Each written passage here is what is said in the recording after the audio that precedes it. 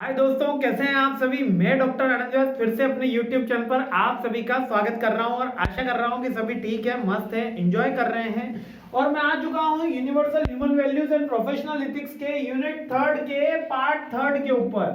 जी हाँ, part third के ऊपर मैं आ चुका हूँ। MBA में कंपलसरी सब्जेक्ट है सारी ब्रांचेस के लिए। BBA, BCom, BTech सब में कंपलसरी सब्जेक्ट चलता है। B फार्मा के अंदर भी ये सब्जेक्ट कंपलसरी चलता है, ठीक है।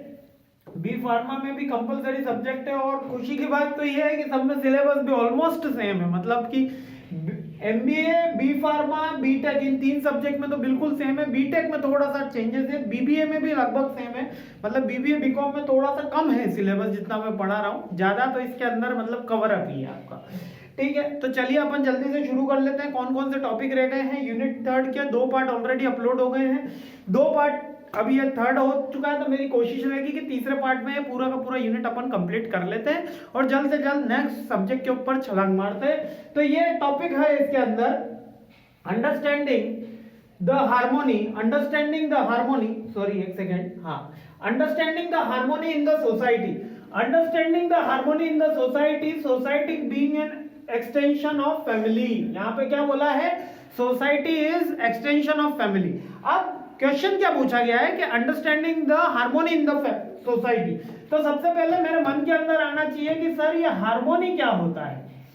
ठीक है, हार्मोनी का मतलब कि एग्री और disagree in a particular point, agree और disagree in a particular point. जैसे कि दो दोस्त बात में आपस में बात कर रहे हैं कि चलो कहीं घूमने चलते हैं, दूसरा दोस्त भी कह रहा है हाँ चलो घूमने चलते हैं, तो they are agree on a particular point. क्या पॉइंट है कि घूमने जाना चाहिए, तो ये उस पॉइंट के ऊपर हार्मोनी में है।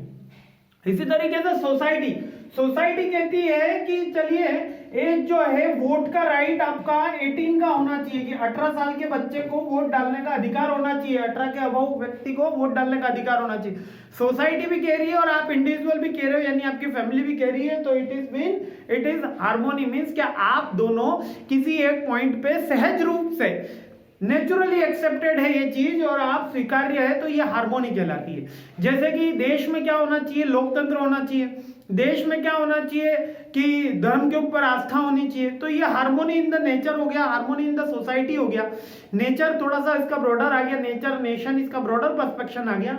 लेकिन जब आप और फैमिली के बीच में हार्मोनी स्थापित हो जाती है तब सोसाइटी का इसका एक्सटेंशन बदल जाता है। सोसाइटी एक्सटेंशन रूप में कि आप जिस बात पे एग्री है सोसाइटी भी उसी बात पे एग्री है। Right understanding individual level leads to the harmony in the family.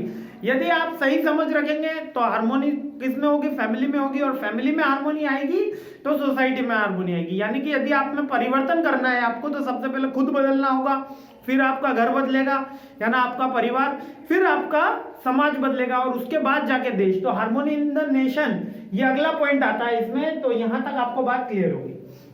जब मैं हार्मोनी इन द सोसाइटी की बात कर रहा हूं तब आपको केवल 2 बातें याद होनी चाहिए कि एक सोसाइटी की जो फिलोसॉफी है, आइडियोलॉजी है, और आपकी जो पर्टिकुलर आइडियोलॉजी है, दोनों मैच कर रही है। ये दोनों अलग अलग नहीं जा रही है, दोनों क्या कर रही है, मैच कर रही है। तो it mean is a harmony in the society. Clear है ना, बस इसमें इतना ही समझना पड़ता है। देखो बहुत आसान आसान से टॉपिक है ये। क्वेश्चन अब अगला क्या आया है, कॉम्प्रिहेंसिव ह्यूमन गोल। मैक्सिमम एग्जाम में क्वेश्चन देखा है मैंने, कम से कम में क्वेश्चन ये 20 टाइम देखा है, 20 टाइम्स अलग अलग पेपर्स के अंदर। B pharma, BTech, BBA, BCom, MBA, बार बार ये क्वेश्चन बार बार पूछा जाता है। नहीं तो इससे केस स्टडी पूछ ली जाती है, एक्सप्लेन द कॉम्प्रिहेंसिव ह्यूमन गोल, कि इंसान का कॉम्प्रिहेंसिव यानी व्यापक, कॉम्प्रिहेंसिव का मतलब क्या होता है, व्यापक ह्यूमन गोल क्या होना चाहिए वो आपको एक्सप्लेन करना है। तो क्या होता है ह्यूमन गोल। ह्यूमन गोल का मतलब यहां पर है एम ऑफ योर लाइफ। क्या है, aim of your life, aim of your life, कि आपको आपकी लाइफ कैसे जीनी है, क्या करना है। और इसके अंदर केवल जीवन का उद्देश्य नहीं है कि ठीक है आपको प्रधानमंत्री बनना, आपको करोड़पति बनना, आपको बिजनेसमैन बनना, आपको साइंटिस्ट बनना, आपको डॉक्टर बनना है, आपको n numbers of the degree लेनी है। नहीं, इसके अंदर वे भी इंक्लूड है कि किस मेथड से आपको बनना है। तो कॉम्प्रिहेंसिव ह्यूमन गोल हमेशा ऐसा होना चाहिए जिससे आपका भी भला हो और लोगों का भी भला हो। किसी का ह्यूमन गोल ऐसा ना बने कि मेरे को 50,000 लोगों का मर्डर करना है, मेरे को 1 लाख लोगों का मर्डर करना है, मेरे को भारत का सबसे बड़ा गैंगस्टर बनना है। आजकल खासियत तो यही है कि लोग केजीएफ के हीरो को इसलिए पसंद कर रहे हैं क्योंकि वो गैंगस्टर है, यानी कि गैंगस्टर को ज्यादा पसंद किया जाता है इस भारत देश में, ना कि हीरो को। यानी कि जो विलन अगर बड़ा है, स्टारडम है, तो उसको पसंद किया जा रहा है। ठीक है, अब फिलोसॉफी चेंज हो रही है, मॉडर्न फिलोसॉफी में हम आ गए हैं, लेकिन वो बताया तो उसको विलन ही है, तो विलन का भी हीरो, उसके अंदर छवि हीरो की बताई केजीएफ में, लेकिन है वो विलन। तो आइडियोलॉजी चेंज हुई, हारमोनी तो हो गई सोसाइटी में, पूरी सोसाइटी लाइक कर रही है कि ठीक है, हाँ भैया केजीएफ का हीरो बहुत जोरदार। बट ये एम आपकी लाइफ का कैसा हो कि सबका भला करे, यही क्या कहलाता है, कॉम्प्रिहेंसिव ह्यूमन गोल कहलाता है। अब इसके अंदर फर्स्ट पॉइंट क्या है, right understanding in every individual. Right understanding का मतलब क्या होता है, राइट अंडरस्टैंडिंग का मतलब जो चीज सही है उसको सही समझा जाए, जो चीज गलत है उसको गलत समझा जाए। अब what is the meaning of difference between right and wrong, कि कैसे मैं पता करूं कि कौन सी चीज राइट है और कौन सी चीज रॉन्ग है। वैसे तो इसके ऊपर ऑलरेडी इसी टॉपिक के ऊपर मैंने एक वीडियो बना रखा है, ठीक है, आई बटन में मैं इसका लिंक दे दूंगा, वैसे कम ही देता हूं मैं, पर इस टॉपिक का दे दूंगा कि what is the difference between, how to discriminate between right and wrong, कि कौन सी चीज सही है या कौन सी चीज गलत है। एक शॉर्ट नटशेल में बता देता हूं, यदि आपका कोई एक्शन किसी को हार्म नहीं करता, यदि आपका कोई एक्शन किसी को हार्म नहीं करता, ठीक है, यदि वो नेचुरली एक्सेप्टेड है, क्या है, नेचुरली एक्सेप्टेड है,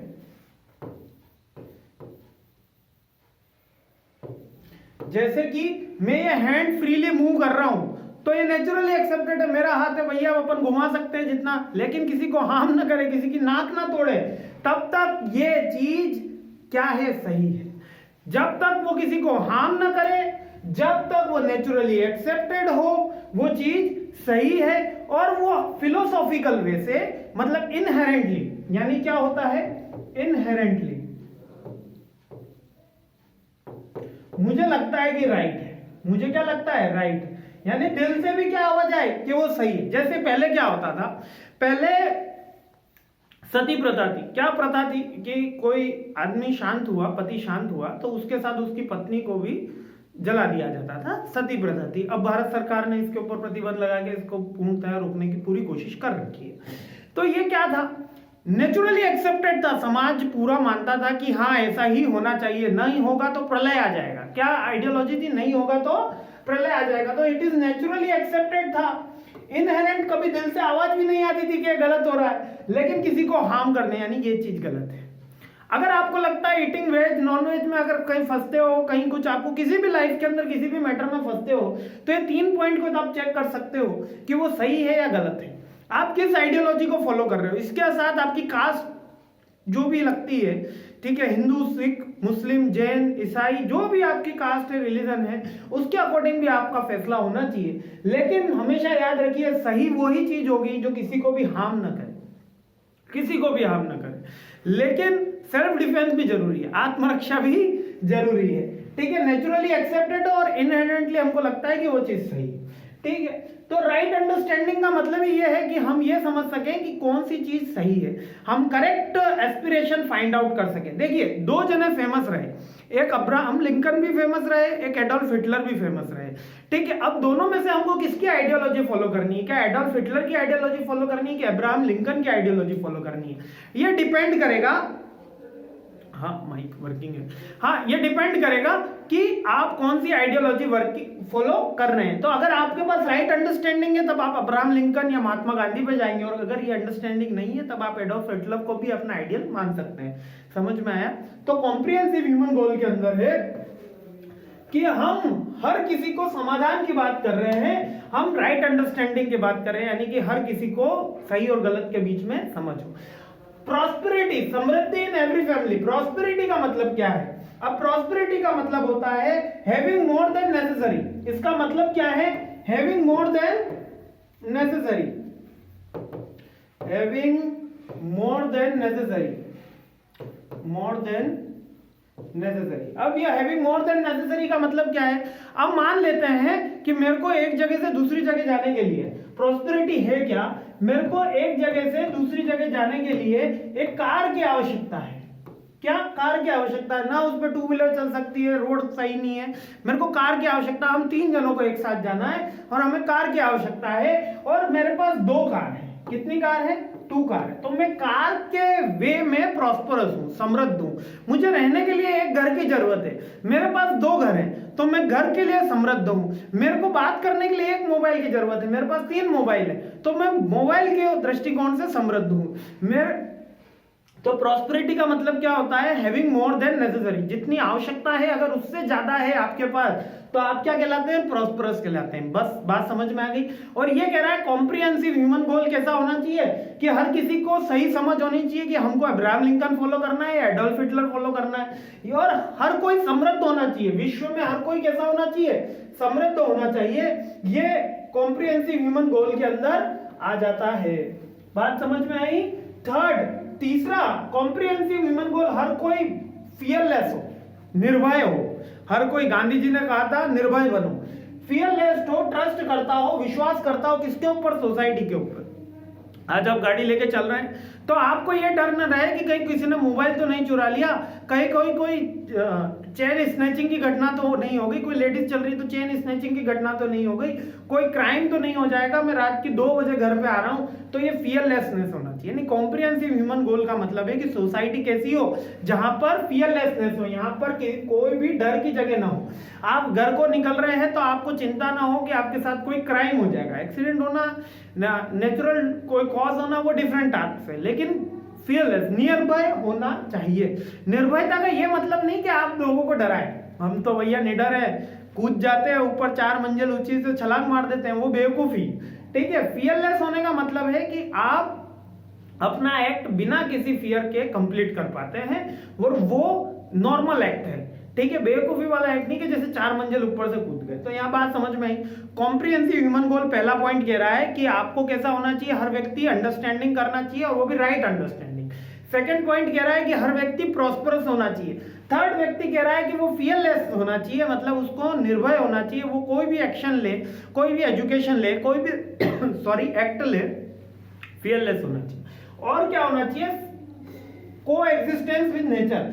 को एग्जिस्टेंस का मतलब है सह अस्तित्व, मतलब मेरा भी विकास हो और नेचर का भी विकास हो। अब एक कंपनी स्टैब्लिश हुई, एक लैंड के ऊपर कंपनी स्टैब्लिश हुई। यहां पर हमने कंपनी का प्लांट लगा दिया, तो क्या हुआ होगा? कंपनी का प्लांट लगाया होगा तो जितने भी पेड़ होंगे यहां पर इन भैया ने सारे के सारे काट दिए होंगे, और एक लैंड बनाया होगा जिससे इनका गोदाम लगा सके, मशीन के लिए प्रीमाइसेस लगा सके, ये सारी की सारी चीजें हों। लेकिन इससे क्या हुआ? वहां का नेचुरल एनवायरनमेंट, जहां जितने पक्षी उस पे जी रहे थे, जितने जीव जंतु उस पे रह रहे थे, जो पौधे वहां पे उगे हुए थे, जो ऑक्सीजन का लेवल वहां पे मेंटेन था, वो पूरा का पूरा डिक्रीज हो गया। तो यह सह अस्तित्व में जीना नहीं हुआ। सह अस्तित्व मीन्स कि इस लैंड का इस तरीके से यूटिलाइजेशन हो कि मेरे को वहां पे प्लांटेशन भी रहे, मेरी लैंड भी रह जाए, और मैं वहां पे फैक्ट्री भी लगा रखूं। मतलब विकास हमेशा, डेवलपमेंट हमेशा इस तरीके से हो कि नेचुरल एनवायरनमेंट को एग्जिस्टेंस में हो। नेचुरल एनवायरनमेंट किस में हो? को एग्जिस्टेंस में हो। नेचुरल एनवायरनमेंट किस में हो? को एग्जिस्टेंस में हो।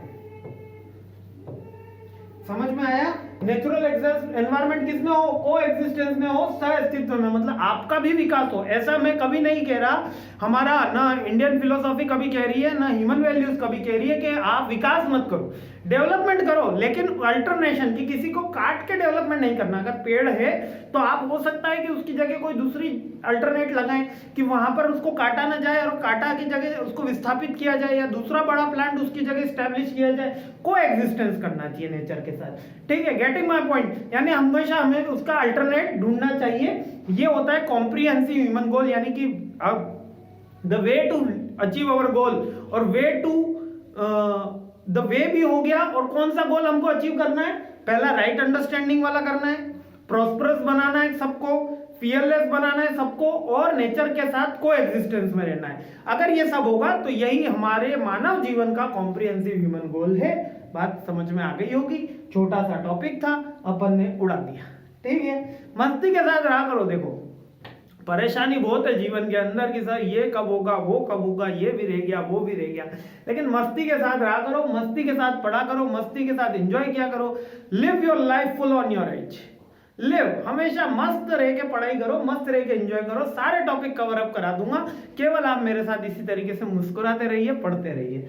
ठीक है, नेक्स्ट करते हैं अपन। हाँ, अब कॉम्प्रिहेंसिव ह्यूमन गोल के अंदर सारे टॉपिक्स वापस से अपन को बताए गए हैं।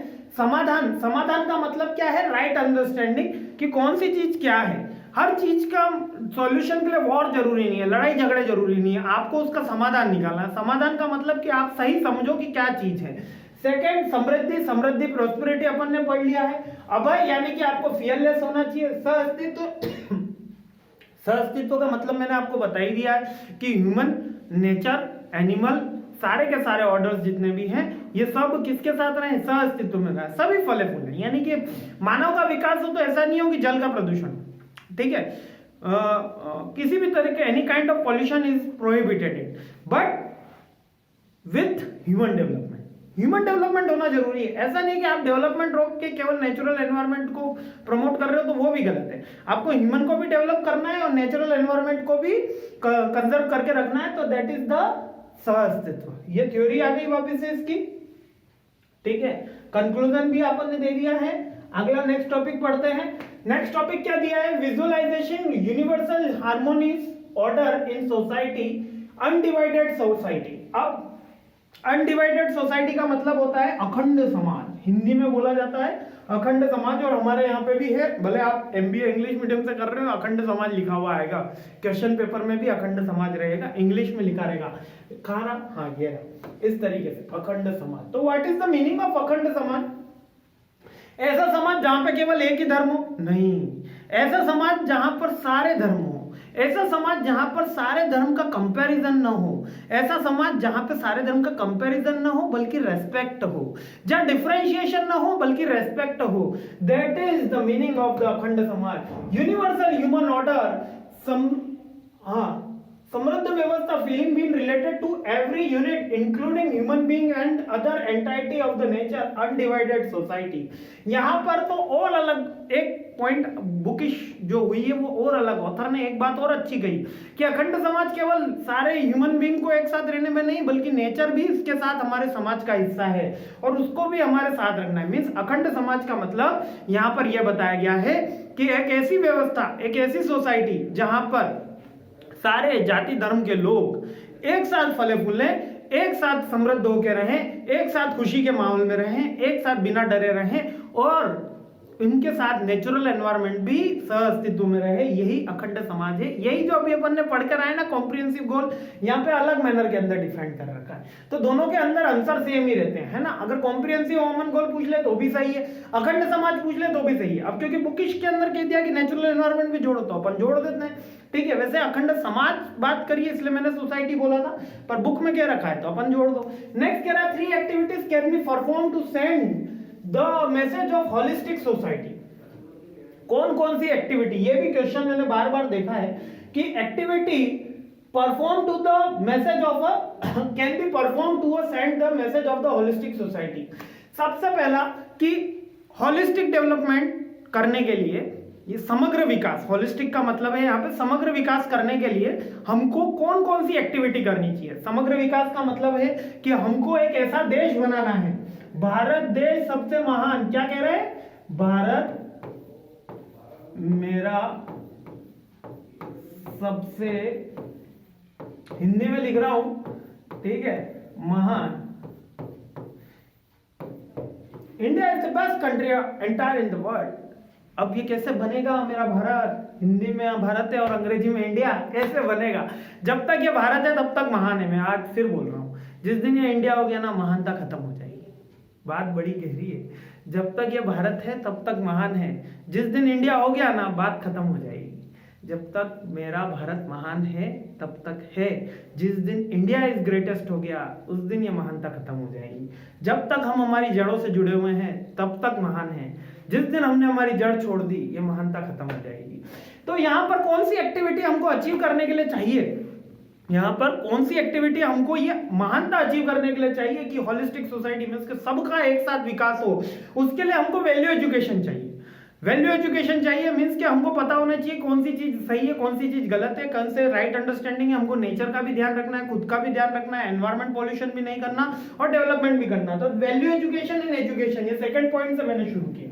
Second, education society through workshop. हम सेमिनार्स करा सकते हैं, वर्कशॉप करा सकते हैं, कोई कॉन्फ्रेंस करा सकते हैं, स्ट्रीट प्ले हो सकता है, नुक्कड़ नाटक जिसको बोलते हैं, helping to apply values in the real world. अब हेल्प करें अपने रियल वर्ल्ड के अंदर, मीन्स क्या, इसमें गवर्नमेंट क्या हेल्प करती है? आपने देखा होगा कितनी बार, एक अभी जस्ट एग्जांपल था कि एक बंदे ने, कांस्टेबल ने एक गिरती हुई ट्रेन से महिला को बचाया। मीन्स कि वो महिला जो है वो फंस गई थी, रेलवे ट्रैक पे थी, उसको उसमें दौड़ा, जान की बाजी लगाई और बचाया। जैसे ही वो बचा के उसको लाया, हमारे रेल मंत्री ने खुद उनको रिवॉर्ड करा, गिफ्ट करा, और एक मीन्स कांस्टेबल जॉब पे थे वो, शायद सीआरपीएफ की कांस्टेबल जॉब पे थे, करेक्ट कर लीजिएगा मेरे को, है ना, अगर कहीं गलती हो तो, बट वो कांस्टेबल जॉब पे थे। बट उनका ऐसा भव्य रिकॉग्निशन हुआ जो किसी को आशा नहीं थी कि एक जान ही तो बचाई है भाई उसने।